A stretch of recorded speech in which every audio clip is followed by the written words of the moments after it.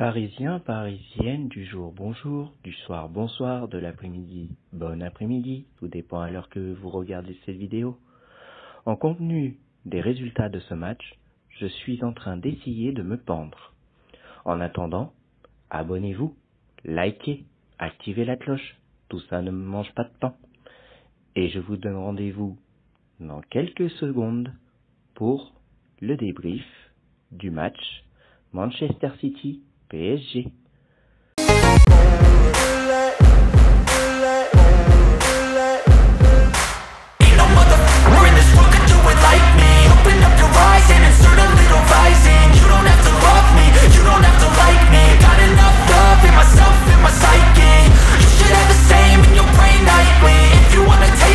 Bon, débrief du match. J'ai loupé, hein, j'ai pas réussi à me pendre, hein, la corde a lâché, j'ai failli me casser le coccyx. Blague à part. Bravo Clem Parisien pour l'un de tes deux pronostics qui est passé. 2-1, soit pour Manchester, Ou tu aurais espéré un 3-2 pour Paris, mais malheureusement, c'est ton premier prono qui passe, malheureusement. Qu'est-ce qu'on peut retenir de ce match? Première période, on se fait bouffer comme je sais pas quoi. On se fait dominer. Très peu d'occasions pour nous. Mais vraiment très très peu. Il y avait des moments, on avait une bonne petite possession, mais c'était vraiment de très courte durée. Les seuls points positifs que je retiens de la première période, et ça, par contre, il faut le souligner, on peut remercier cette putain de défense. Un très bon Kimpembe, un très bon Marquinhos, un très bon Nuno Mendes, un très bon Hakimi, un très bon Navas.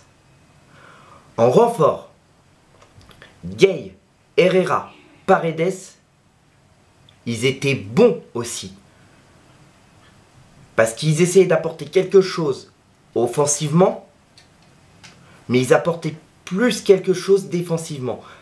Quelque chose qui est quand même important. Donc la première période, on se fait bouffer. Mais voilà, merci à cette défense. Merci au milieu d'avoir fait quelque chose de bien de ce que vous avez fait. Parce que sinon, sans ça, on se prenait déjà 4-0 dans la tronche. Ou plus. Bon, on a eu un peu de réussite avec le poteau.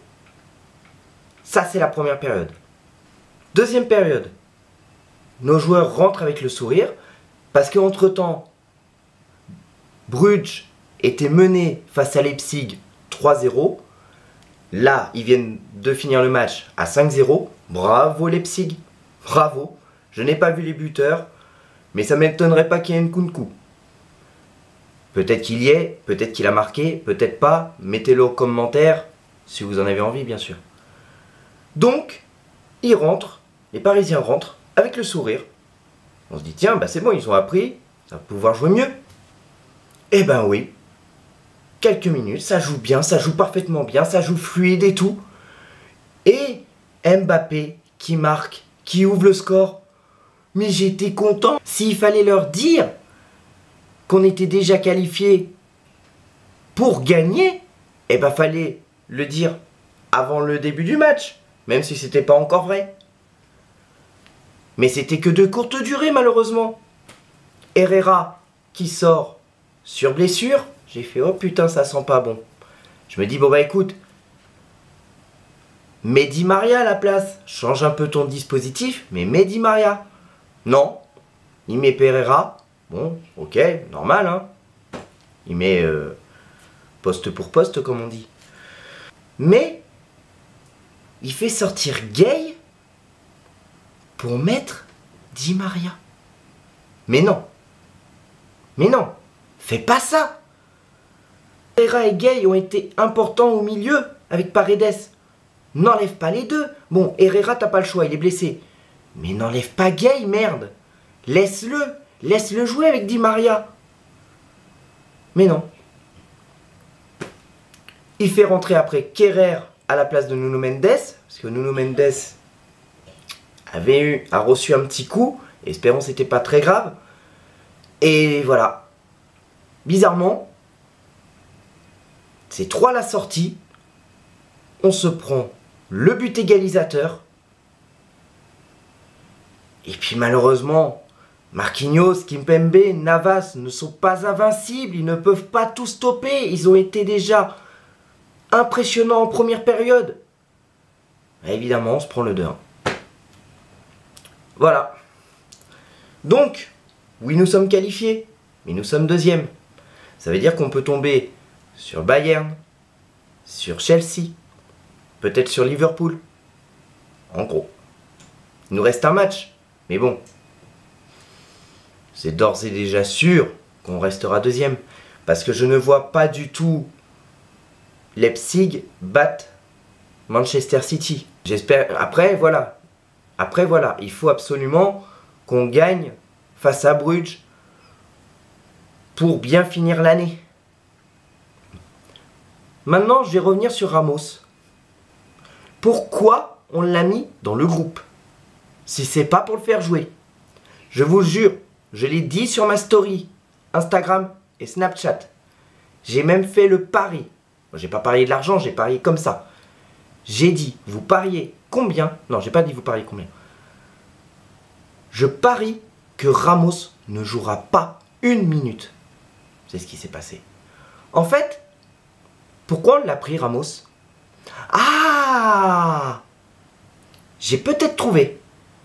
En fait, on veut faire croire qu'on l'a pris comme joueur. Mais en fait, on l'a pris comme entraîneur adjoint. Pas entraîneur adjoint de Pochettino, attention. Bah non. Parce que vu les rumeurs qui sont en train de circuler, Pochettino va peut-être pas tarder à partir. Surtout après cette défaite. Mais, pour tâter le terrain, afin d'être l'entraîneur adjoint de Zidane peut-être. Eh, on sait jamais, c'est peut-être ça. Attendez, on se fout de notre gueule ou quoi?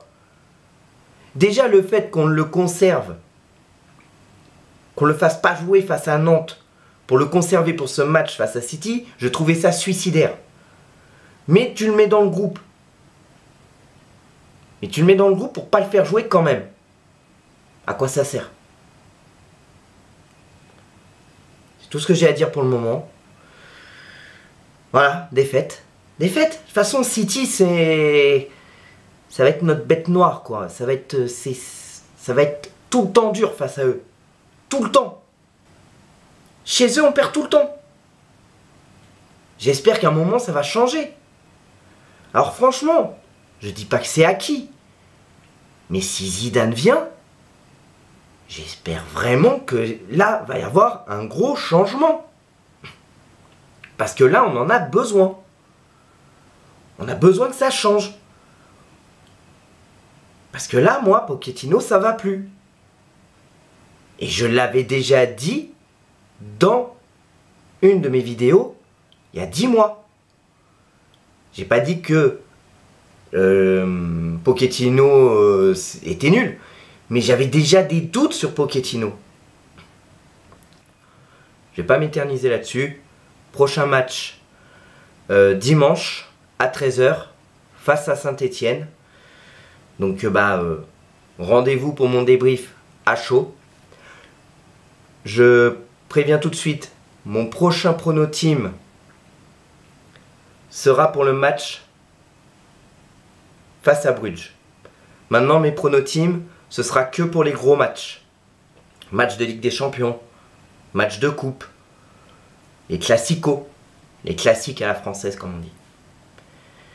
J'en profite pour faire des petites dédicaces à Lukinox, Dylan Soccer, Dadinho PSG,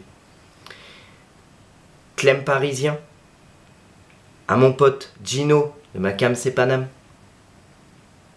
J'en oubliais un. Petite dédicace aussi à Lexo. Que l'amour du maillot reste avec vous les amis.